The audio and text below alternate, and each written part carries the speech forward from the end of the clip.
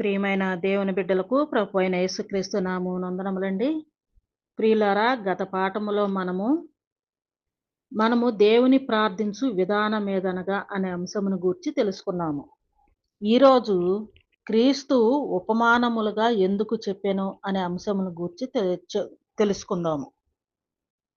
క్రీస్తు ప్రభువారు అనేక విషయాలు ఉపమానముల రీతిగా చెప్పారు. ఎందుకని అలాగ చెప్పవలసి వచ్చింది అనే అంశముల గురించి ఈరోజు మనం కొన్ని విషయాలు తెలుసుకుందామండి. మనము మత్తయి సువార్త 13వ అధ్యాయం చూచినట్లయితే, మత్తయి సువార్త 13వ అధ్యాయము 3వ వచనం నుంచి చదువుకుందాం.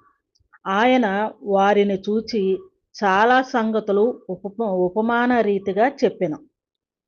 యేసుక్రీస్తు వారు అక్కడున్న వారిని చూసి, అలాగే శిష్యులను కూడా చూసి చాలా సంగతులు ఉపమాన రీతిగా చెప్పాడంట. అక్కడ ఏం విషయాలు చెప్తున్నాడంటే, ఇదిగో విత్తువాడు విత్తుటకు బయలు వెళ్ళెను. వాడు విత్తుచుండగా కొన్ని విత్తనములు త్రోవ ప్రక్కను పడెను. పక్షులు వచ్చి వాటిని మిరింగివేసెను. కొన్ని చాలా చాలా మన్ను లేని రాతి నేలను పడెను. అక్కడ మన్ను లోతుగా ఉండనందున అవి వెంటనే మొలిచెను గాని సూర్యుడు ఉదయించినప్పుడు అవి మాడి వేరు లేనందున ఎండిపోయెను. కొన్ని ముండ్ల పొదలలో పడెను.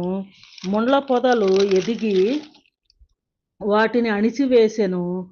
కొన్ని మంచి నేలను పడి ఒకటి 100 ఒకటి 60 ఒకటి 30 ఫలించెను.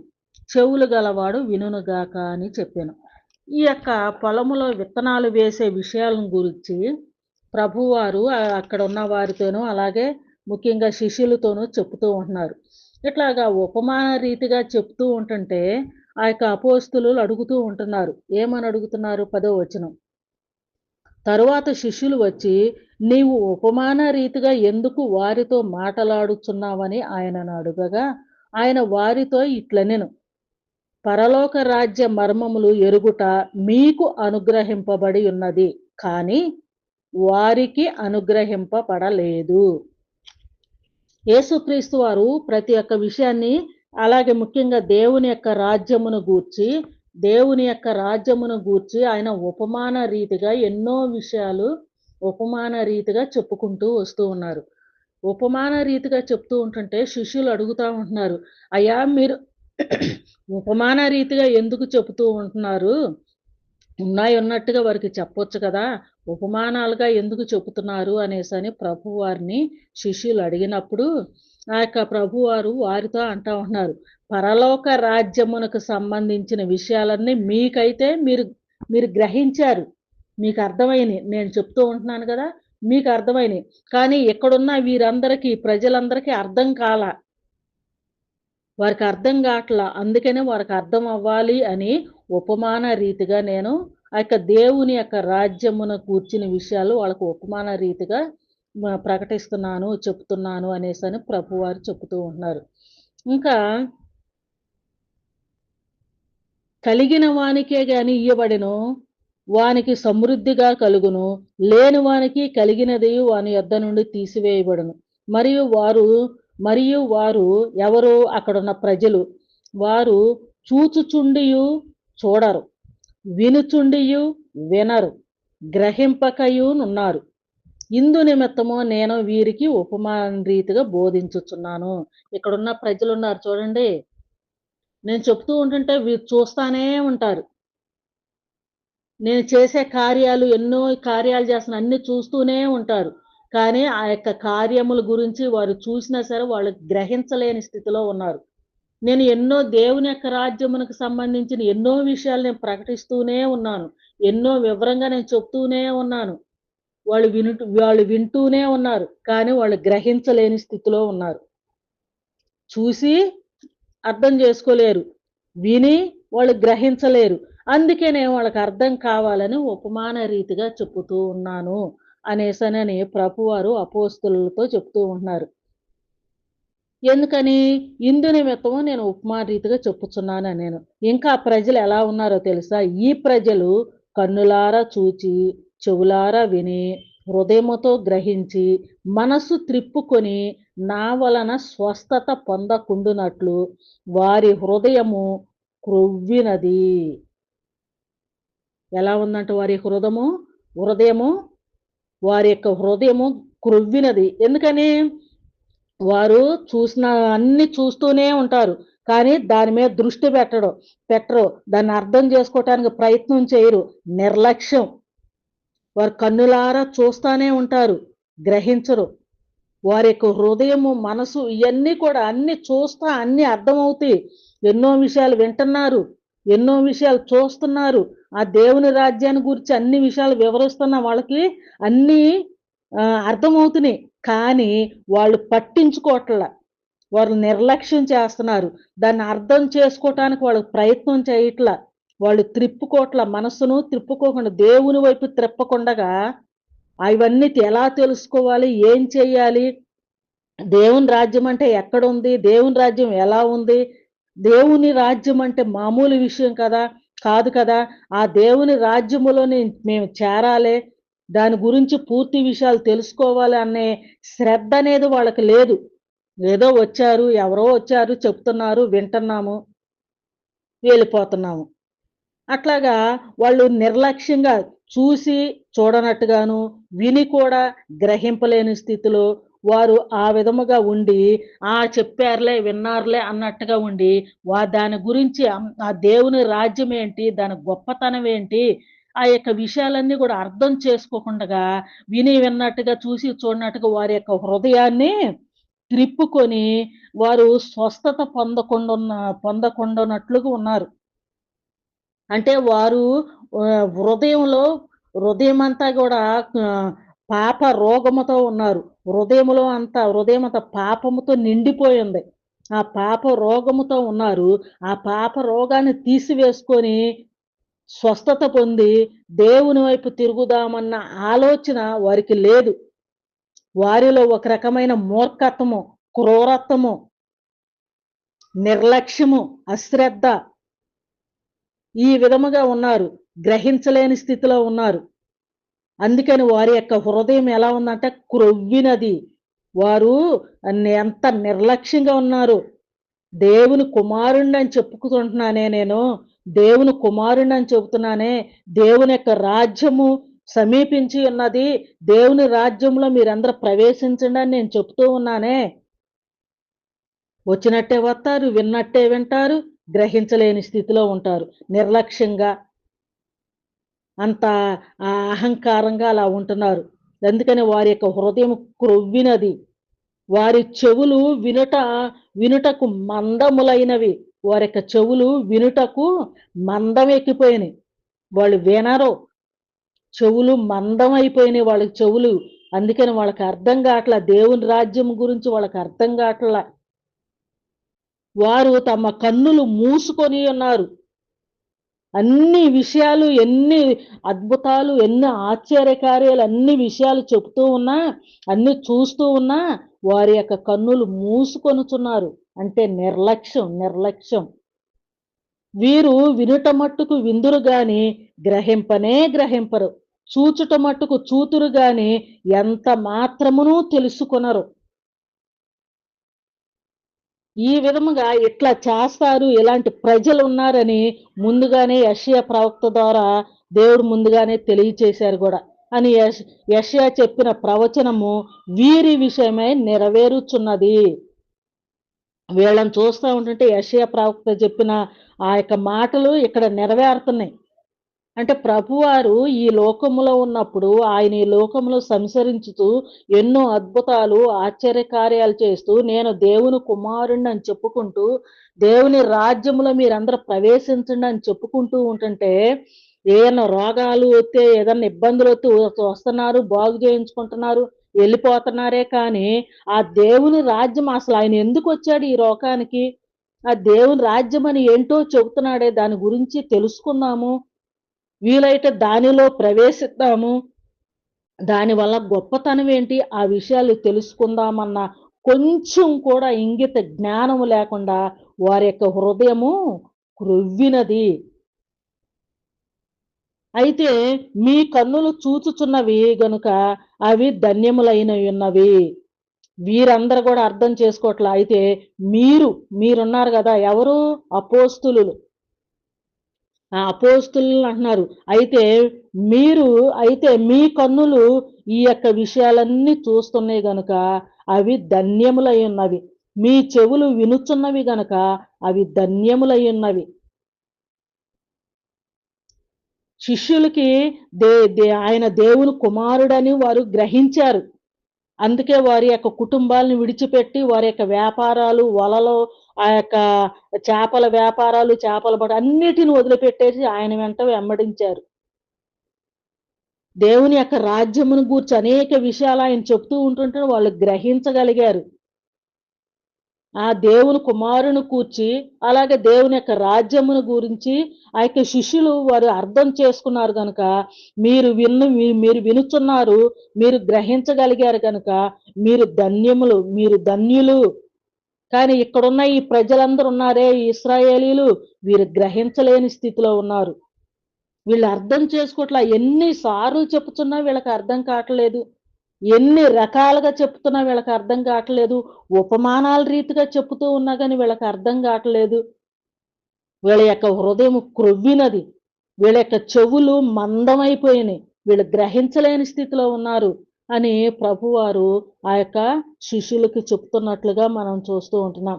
ఇంకా అంటున్నారు, ఈ దినాన్ని చూడాలని, ఏ దినాన్ని చూడాలని? దేవుని కుమారుడైన యేసుక్రీస్తు వారు ఈ లోకమునకొచ్చారు. ఆయనను చూడాలని, ఆయన యొక్క రాజ్యం అంటే ఏదో, ఆ రాజ్యములో వారు కూడా ప్రవేశించాలని, ఆ దినము కోసం ఆయన రాజ్యమును చూసి ఆ రాజ్యంలో ప్రవేశించాలని అనేక మంది ప్రవక్తలు ఎదురు చూశారంట. 17వ వచనం. మత్తయి సువార్త 13వ అధ్యాయం 17వ వచనం. అనేక ప్రవక్తలను, నీతిమంతులను మీరు చూచు వాటిని చూడగోరియు చూడకపోయిరి. మీరు వినువాటిని వినగోరియు వినకపోయిరని మీతో నిశ్చయముగా చెప్పుచున్నాను.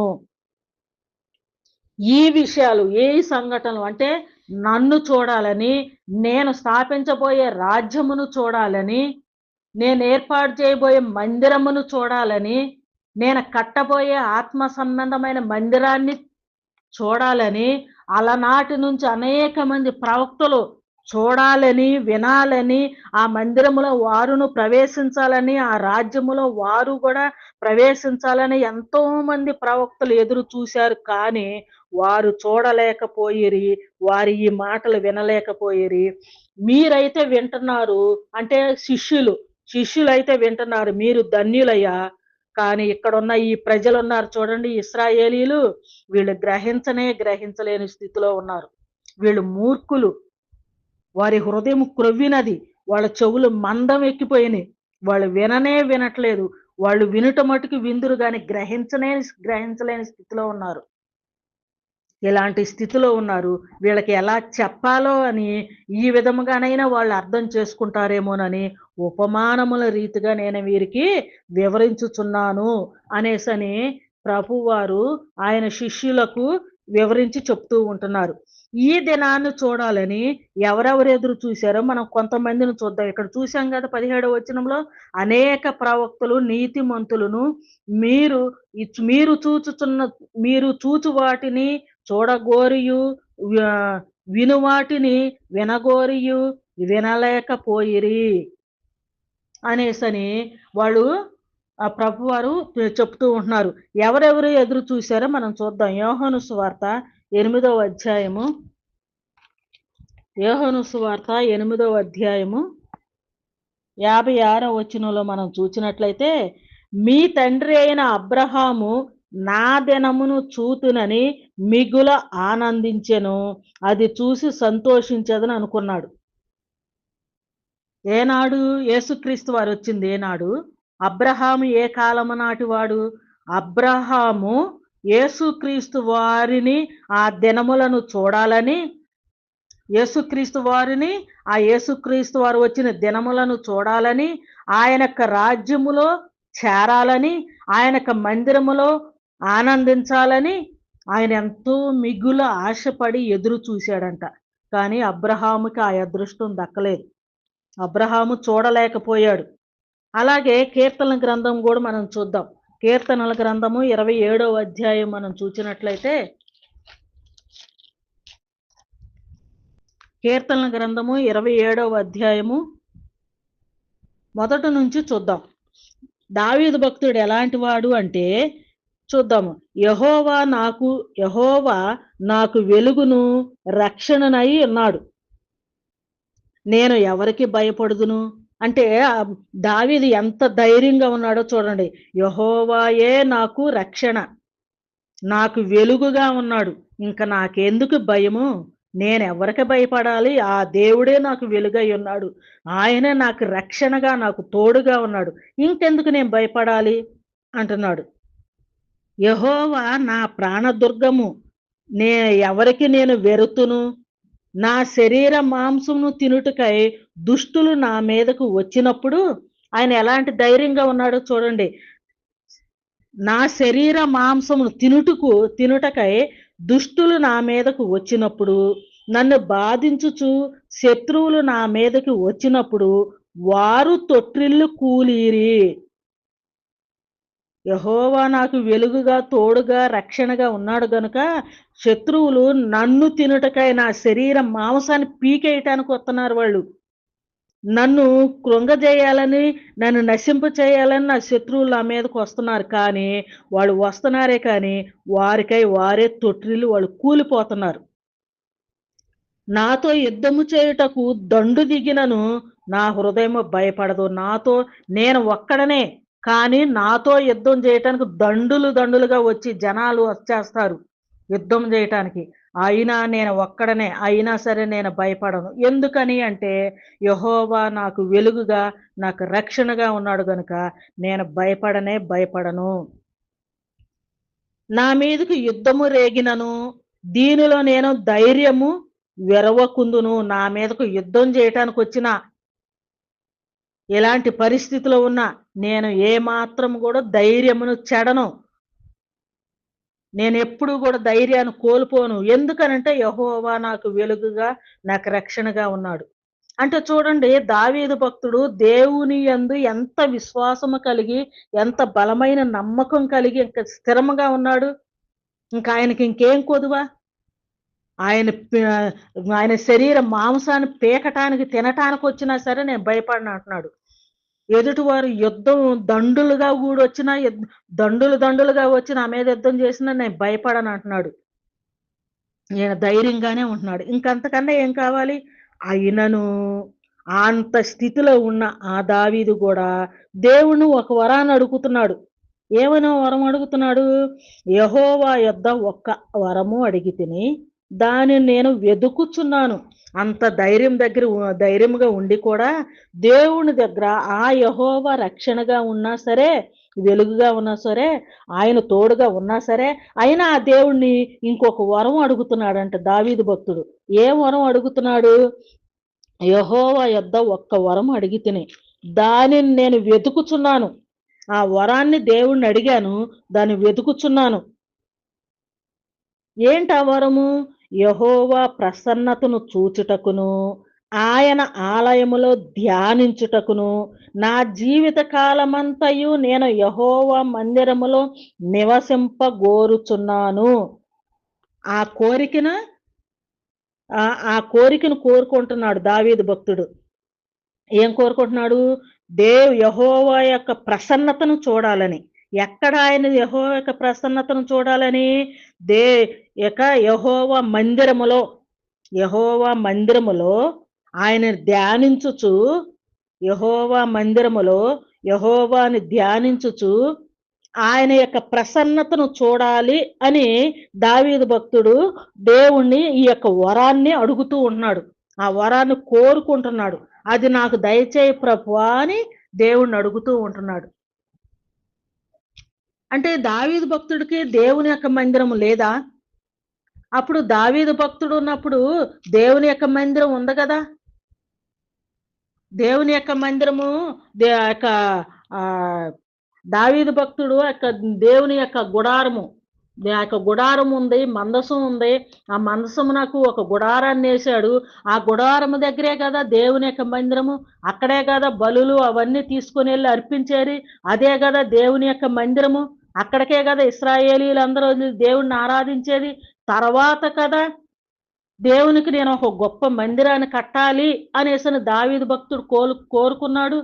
ఆ దావీదు భక్తుడిని దేవుడు వద్దన్నాడని తన కుమారుడైన సొలొమోను ద్వారా దేవుని యొక్క మందిరాన్ని కట్టించాడు. అంటే దేవుని యొక్క మందిరం అక్కడ ఉంది. దేవుని యొక్క మందిరాన్ని, ఆ మందసాన్ని వేరే ఒబేదోదోము ఇంట్లో ఉన్నప్పుడు తీసుకొని వచ్చి తన నగరిలో గుడారమును వేసి గుడారములో మందసాన్ని పెట్టించాడు కదా. అంటే యెహోవా మందిరం అక్కడ ఉంది. దావీదు భక్తుడు యెహోవా మందిరానికి వెళ్తున్నాడు. దేవుణ్ణి ఆరాధిస్తూనే ఉన్నాడు. దేవుని యందు భయభక్తులు కలిగి ఉన్నాడు. దేవుని యందు నమ్మకం ఉంచి ఉన్నాడు. ఇంకా మరి ఇక్కడ దావీదు భక్తుడు ఎందుకు కోరుకుంటున్నాడు? యెహోవా యొద్ద ఒక వరమును అడిగి తిని నేను దానిని వెతుకుచున్నాను. వెతకాల్సిన అవసరం ఏముంది? దావీదు భక్తుడి యొక్క ఇంటి దగ్గరలోనే ఉంది దేవుని యొక్క మందిరం. కానీ ఇక్కడ నేను దానిని వెతుకుచున్నాను. ఆ మందిరములో జీవిత కాలమంతా కూడా యెహోవా మందిరములో ఉండాలని, యెహోవా ప్రసన్నతను చూడాలని కోరుకుంటున్నాడంట. ఆల్రెడీ యెహోవా మందిరం ఆయన ఇంటి ముందే ఉంది. అక్కడ యెహోవా మందిరములోని దేవుణ్ణి వారు ఆరాధిస్తూనే ఉన్నారు. అయినా అది కోరుకుంటున్నారంట. మరి దావీదు భక్తుడు అడిగింది ఏ మందిరాన్ని గురించి అడుగుతున్నాడు? నేను ఒక్క వరాన్ని అడుగుతున్నాను అంటున్నాడు. ఏ మందిరాన్ని గురించి అడుగుతున్నాడు అని మనం చూచినట్లయితే జకర్యా గ్రంథము 5వ అధ్యాయము, జకర్యా గ్రంథము 5వ అధ్యాయం 12వ వచనంలో మనం చూచినట్లయితే అతనితో ఇట్లనుము, సైన్యములకు అధిపతియగు యెహోవా సెలవిచ్చినదేమనగా, సిగురు అను ఒకడు కలడు, అతడు తన స్థలములో నుండి చిగుర్చును, అతడు యెహోవా ఆలయమును కట్టును. అతడే యెహోవా ఆలయమును కట్టును. అతడు ఘనత వహించుకొని సింహాసనాసీనుడై ఏలును. సింహాసనాసీనుడై అతడు యాజకత్వమును చేయుగా ఆ ఇద్దరికి సమాధానకరమైన యోచనలు కలుగును. ఏ ఇద్దరికి? ఇశ్రాయేలీయులకి అన్యులకి కలిపి ఆ ఇద్దరికి సమాధానమైన యోచన కలుగును. ఎప్పుడు? చిగురు అను ఒకడు కలడు. ఎవరు ఆ చిగురు అంటే యెషయా గ్రంథం 11వ అధ్యాయంలో యెషయా మొద్దు నుంచి ఒక చిగురు పుట్టును అని ఉన్నది. ఆ చిగురు ఎవరు? ఆ చిగురు ఇక్కడ జకర్యా గారు కూడా చెప్తూ ఉంటున్నారు. యెషయా మొద్దు నుంచి చిగురు పుట్టును అని ఉంది కదా. ఆ చిగురు అను ఒకడు కలడు, అతడు తన స్థలములో నుండి చిగుర్చును, అతడే యెహోవా ఆలయమును కట్టును. ఆ యెషయా మొద్దు నుంచి వచ్చిన చిగురు ఎవరు? అతడే, ఆ యెషయా మొద్దు నుంచి వచ్చిన చిగురే, అతడే యెహోవా ఆలయమును కడతాడంట. యెహోవా ఆలయమును అతడే కడతాడంట. ఆ చిగురు అను ఒకడు యెహోవా ఆలయమును కట్టును గనుక ఆ చిగురు అను ఒకడు యెహోవా ఆలయము కట్టును. ఆ ఆలయములో నేను నివసించాలి. ఆ యొక్క దేవుని యొక్క యెహోవా ఆ చిగురు అను ఒకడు కట్టబోయే ఆ ఆలయములో నేను నివసించి, ఆ యెహోవా ఆలయంలో నేను నివసించి ఆయన యొక్క ప్రసన్నతను చూడాలి అని కోరుకుంటున్నాడంట. ఎవరు? దావీదు భక్తుడు. అలనాడు అబ్రహాం భక్తుడు కోరుకున్నాడు కదా. అబ్రహాము నా దినమును చూడగోరనని మిగుల ఆశపడెను అన్నాడు కదా ప్రభువారు. ఆయన చూడలేకపోయాడు. దావీదు యెహోవా ఆలయములో నేను నివసించాలని, ఆయన యొక్క ప్రసన్నతను నేను చూడాలని, నా జీవిత కాలమంతయు కూడా ఆ యెహోవా ఆలయములో గడపాలని నేను కోరుకొనుచున్నాను. ఆ వరాన్ని దేవుణ్ణి అడుగుతున్నాడు. ఇంత దేవుని యందు ఇంత నమ్మకం ఉంచిన భక్తుడు నా పక్కన 1000 మంది పడినను, నా కుడి పక్క 10,000 మంది కూలినను నాకే అపాయము తగలదు అన్న దృఢమైన విశ్వాసం కలిగిన భక్తుడు ఒక వరాన్ని కోరుకుంటూ ఉంటున్నాడు. ఏ వరాన్ని కోరుకుంటున్నాడు అంటే, నీ చిగురు అను ఒకడు అతను చిగురు అను ఒకడు వస్తాడు. ఆయన యెహోవా ఆలయమును కడతాడు. ఆ ఆలయములో నేను నివసించాలి. ఆ ఆలయములో దేవుణ్ణి ఆరాధించాలి. ఆ ఆలయములో యెహోవా యొక్క ప్రసన్నతను నేను చూడాలి. నా జీవిత కాలం అంతా కూడా దేవుని యొక్క ఆ యెహోవా ఆలయములో గడపాలి అని ఆ కోరికని నెరవేర్చమని తండ్రి అయిన దేవుణ్ణి దావీదు భక్తుడు కోరుకుంటున్నాడు. అర్థం మరి ఎవరు కడతారు ఆ యొక్క ఆలయము? నీ చిగురు అను ఒకడు. ఎవరు ఆ చిగురు అని మనం చూచినట్లయితే పేతురు రాసిన మొదటి పత్రిక 2వ అధ్యాయము 4వ వచనం. పేతురు రాసిన మొదటి పత్రిక 2వ అధ్యాయం 4వ వచనంలో మనం చూసినట్లయితే, మనుషుల చేత విసర్జింపబడినను దేవుని దృష్టికి ఏర్పరచబడినదయును అమూల్యమునగు సజీవమైన రాయియగు ఎవరంటండి? అమూల్యమును సజీవమైన రాయి అయిన ప్రభువు నొద్దకు వచ్చిన వారై. ఎవరంట ఆయన? ప్రభువు. ఆయన రాయి. ఏ రాయి? మూల రాయి. దేనికి మూల రాయి?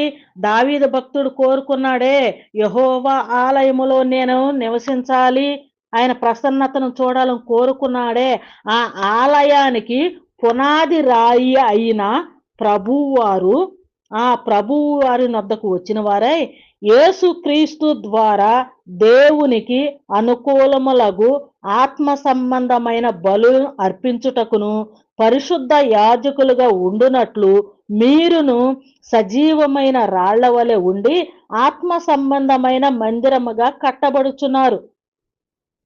ఎలా అనగా, ఇదిగో నేను ముఖ్యమును ఏర్పరచబడినదియును అమూల్యమునగు మూలరాతిని సియోనులో స్థాపించుచున్నాను. ఆయన యందు విశ్వాసముంచువాడు ఏమాత్రమును సిగ్గుపడడు అను మాట లేఖనముందు వ్రాయబడి ఉన్నది. ఎవరంట ఈయన? అలాగే ఇల్లు కట్టువారు ఏ రాతిని నిషేధించిరో అదే మూలకు తలరాయి. ఇల్లు కట్టువారు ఏ రాతిని నిషేధించిరో అదే మూలకు తలరాయి. ఇశ్రాయేలీలు అదే మూర్ఖులు. ఇందాక మనం చదువుకున్నామే, వారి యొక్క హృదయం క్రొవ్వినది, వారి యొక్క చెవులు మందగించి ఉన్నాయని చెప్పుకున్నామే, వారే ఆ ఇశ్రాయేలీలు. అలనాడు యేసుక్రీస్తు వారు ఈ లోకంలో ఉన్నప్పుడు ఆయన అధికారులు వచ్చి ఆయన పట్టుకొని సిలువ వేయటానికి సిద్ధపడినప్పుడు, సిలువ వేయండి, సిలువ వేయండి, సిలువ వేయడానికి కేకలు వేశారు కదా. సిలువ వేయడానికి కేకలేసి ఆయనని సిలువకు అప్పగించారు కదా. వారందరూ కలిసి ఆ వంశములో నుంచే కదా వచ్చింది యేసుక్రీస్తు వారు. ఇశ్రాయేలీల వంశం నుంచే వచ్చారు. వారిలో నుంచే ఆయన జన్మించాడు. వారిలో నుంచో ఉన్న వారినే ఆయననే వారు నిషేధించారు. ఆయన తృణీకరించారు. ప్రభు వారిని వాళ్ళు నిషేధించారు. ఆయన్ని తృణీకరించారు. తృణీకరించే సిలువకి వారు అప్పగించారు. సిలువకు అప్పగించిన తర్వాతే, ఆయన చనిపోయిన తర్వాతే, ఆయన మరణం తర్వాత, ఆయన పునరుద్ధానం అయిన తర్వాతే ఆ యొక్క మందిరానికి, ఆత్మ సంబంధమైన మందిరానికి ఆయన చనిపోయి తిరిగి లేచిన వారిలో మొదటివాడు అయ్యాను. ఆయన చనిపోయి తిరిగి లేచిన వారిలో మొదటివాడు అయ్యాడు. కనుక ఆ యొక్క దేవుని యొక్క మందిరానికి, దేవుని యొక్క ఆలయానికి మూల రాయి అంటే పునాది రాయి అయ్యాడు. యేసుక్రీస్తు వారు చిగురు అనబడిన ఆయనే యేసుక్రీస్తు వారు. ఆయనే దేవుని యొక్క యెహోవా యొక్క ఆలయానికి మూలరాయి, పునాది రాయి అయ్యాడు. రక్షింపబడిన మనమందరమేమో ఆత్మ సంబంధమైన రాళ్లముగా ఉండి, ఆయన సజీవమైన రాయే కదా. రక్షింపబడి ఆయన చనిపోయి తిరిగి లేచి సజీవుడిగా ఉన్నాడు.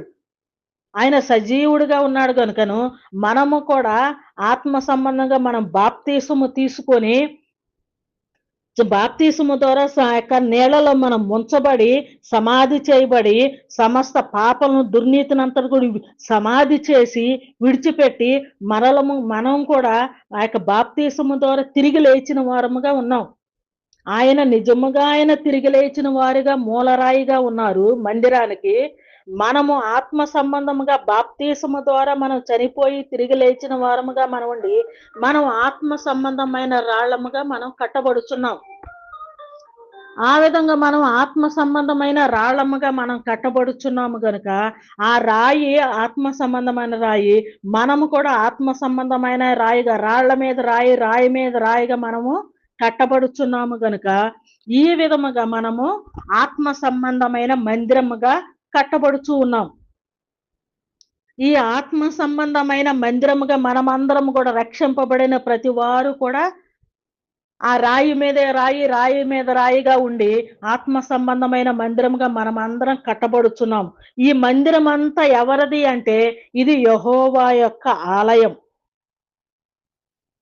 పునాది రాయి ఆయన, రక్షింపబడిన మనమందరం ఆత్మ సంబంధమైన రాళ్ళము. ఇది రాతి మీద రాయిగా మనమందరము సంఘముగా మనం కట్టబడుచున్నాము. ఆత్మ సంబంధమైన మందిరముగా మనం కట్టబడుచున్నాము. ఇది యెహోవా యొక్క ఆలయము. ఈ ఆలయములో నివసించాలని, ఈ యొక్క ఆలయములో నివసించి దేవుని యొక్క ఆ యొక్క గొప్ప మహిమను చూడాలి అని అనేక మంది ప్రవక్తలు ఎదురు చూశారు. అబ్రహాము దగ్గర నుంచి, దావీదు దగ్గర నుంచి అనేక మంది ప్రవక్తలు ఈ ఆత్మ సంబంధమైన మందిరములో వారు కూడా నివసించాలి. వారు కూడా ఆత్మ సంబంధమైన రాళ్లుగా ఉండి యెహోవా యొక్క ఆలయముగా కట్టబడాలని, లేదా మా ఆలయములో వారు నివసించాలని, ఆయన యొక్క ప్రసన్నతను చూడాలని. ఏది ఆయన యొక్క ప్రసన్నత? ఆయన ప్రసన్నత అంటే ఏది? ఆదివారమున మనమందరము కూడా ప్రభువు చనిపోయి తిరిగి లేచిన రోజు ఆదివారము.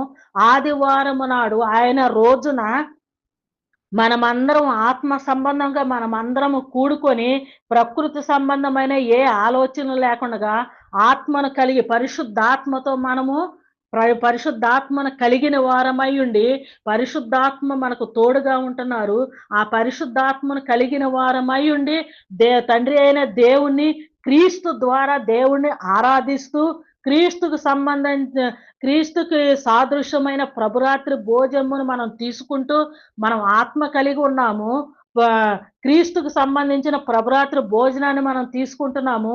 తండ్రి అయిన దేవుణ్ణి మనం మహిమపరుస్తున్నాం. ఈ విధముగా ఆదివారం ఆరాధన దేవుని యొక్క ప్రసన్నత. ఈ యొక్క ఆదివారం ఆరాధన దేవుని యొక్క సంఘములో, క్రీస్తు యొక్క సంఘములో దేవుని యొక్క ప్రసన్నతను చూడాలని అనేక మంది ప్రవక్తలు ఆది కాలం నుంచి ఎదురు చూశారు.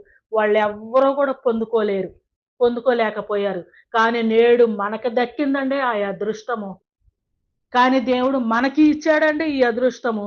కానీ ఈ విషయాలన్నీ ఈ దేవుని రాజ్యము, అదే సంఘము, అదే రాజ్యము, అదే మందిరము కూడా.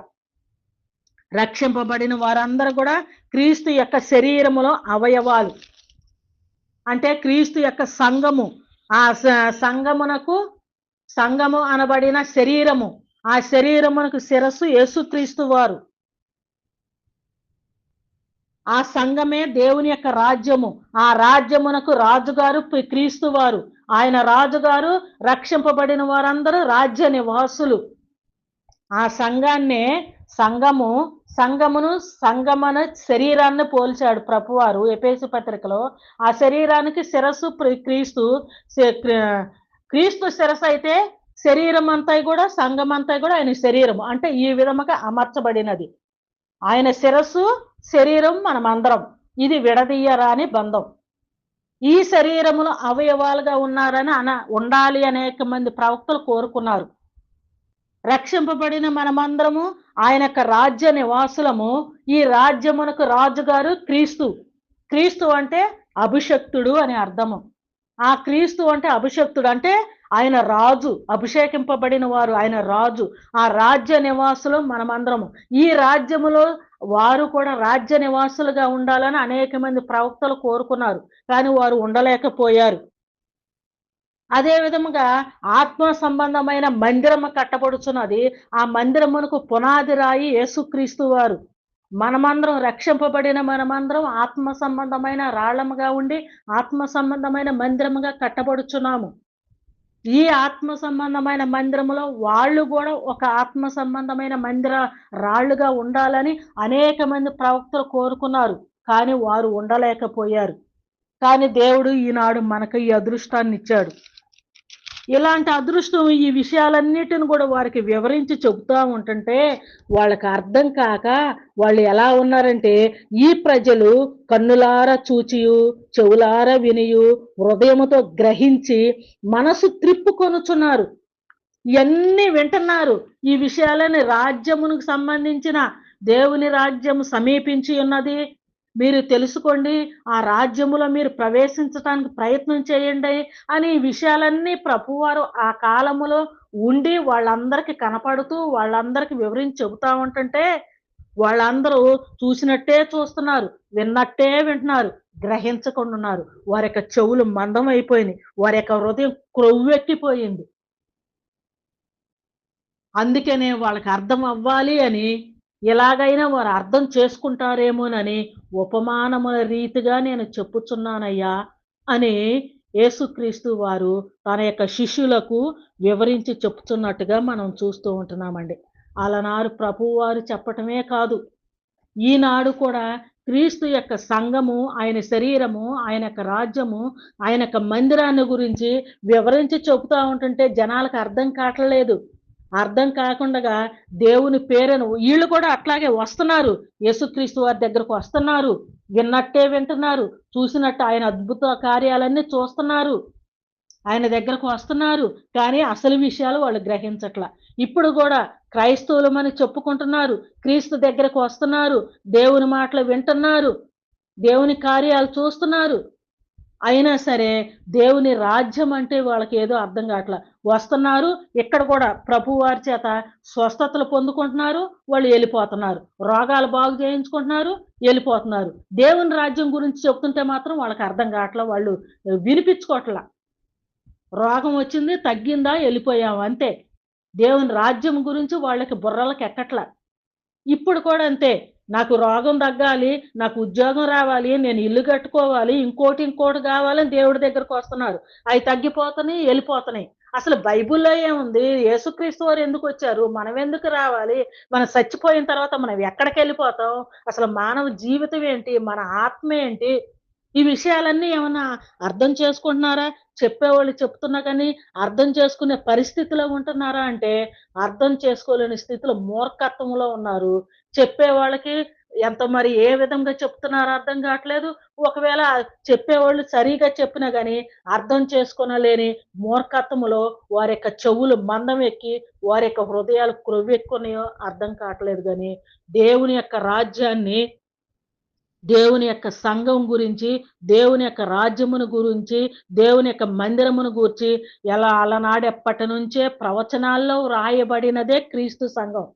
ప్రవచనాల్లో వ్రాయబడినదే దేవుని క్రీస్తు యొక్క రాజ్యము. ప్రవచనాల్లో వ్రాయబడినదే ఆత్మ సంబంధమైన మందిరము. ఆ మందిరము, ఆ సంఘము, ఆ రాజ్యములో ఉంటేనే ఆయన మరలా రెండోసారి వచ్చి తీసుకొని వెళతాడు గానీ, ఈ రోగాల కోసం వచ్చేవాళ్ళకి, నొప్పుల కోసం వచ్చేవాళ్ళకి, ఇంకొక దానికి వచ్చేవాళ్ళని ఆయన తీసుకొని వెళ్ళడు. వాళ్ళందరిని అదే అంటున్నారు. వాళ్ళ చెవులు మందమెక్కిపోయినియి అంటున్నాడు. అలాంటి స్థితిలో ఉండొద్దండి. ప్రతి ఒక్కరు కూడా దేవుని యొక్క వాక్యాన్ని సరిగా అర్థం చేసుకొని, వాక్యానుసారముగా జీవించినట్లయితేనే అట్టి నిత్య రాజ్యాన్ని, అట్టి పరలోక రాజ్యాన్ని మనం సంపాదించుకోగలుగుతాం. దేవుని యొక్క మార్గము ఒకటే. ఒక మార్గమే. ఆ మార్గములోనే వెళ్ళాలి. ఆ దేవుని యొక్క సంఘము ఒకటే సంఘము. ఆ సంఘము ద్వారానే మనము నిత్య రాజ్యాన్ని మనం చేరుకోగలుగుతాం. సంఘము ఒకటే. సంఘము అనబడిన శరీరము ఒకటే. ఆ శరీరము, సంఘము ఒకటే. ఆ శరీరమునకు శిరస్సు ఒకటే. శిరస్సు ఎవరు? యేసుక్రీస్తు వారు. యేసుక్రీస్తు వారు శిరస్సయితే శరీరమంతా కూడా సంఘము. అనేక సంఘాలు లేవు. ఒకటే సంఘము, ఒకటే శిరస్సు. ఆ విధముగానే ఆ క్రీస్తు ద్వారానే, క్రీస్తు శరీరములో నుంచే, క్రీస్తు ద్వారానే మనం పరలోక రాజ్యాన్ని సంపాదించుకోగలుగుతాం. క్రీస్తుకు వెలుపల ఉంటే నిత్య రాజ్యాన్ని మనం సంపాదించుకోలేం. అందుకని మత్తయి సువార్త 7వ అధ్యాయంలో చెప్తూ ఉంటున్నారు. మత్తయి సువార్త 7వ అధ్యాయము 21వ వచనంలో మనం చూసినట్లయితే, ప్రభువా ప్రభువా అని నన్ను పిలుచు ప్రతివాడు పరలోక రాజ్యములో ప్రవేశింపడు గాని పరలోకమందున నా తండ్రి చిత్తము చేయువాడే ప్రవేశించును. ఆ దినమందు అనేకులు నన్ను చూచి, ప్రభువా ప్రభువా, మేము నీ నామమున ప్రవచింపలేదా? మీ నామమున దయ్యములను వెళ్ళగొట్టలేదా?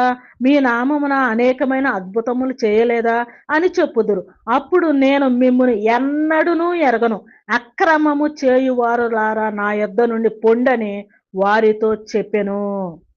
ఈ అద్భుతాలు చేసేవాళ్ళని, ఈ యొక్క దయ్యాలు వెళ్ళగొట్టే వాళ్ళని, ఇలాంటి వారు ఇవన్నీ లేవు ఇప్పుడు.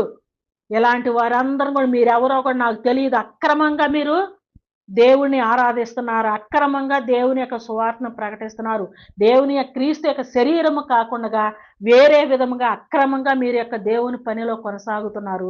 నా యొద్ద నుంచి పొండి అనేసి అని అంటాడు ప్రభువు రేపు తీర్పు దినాన.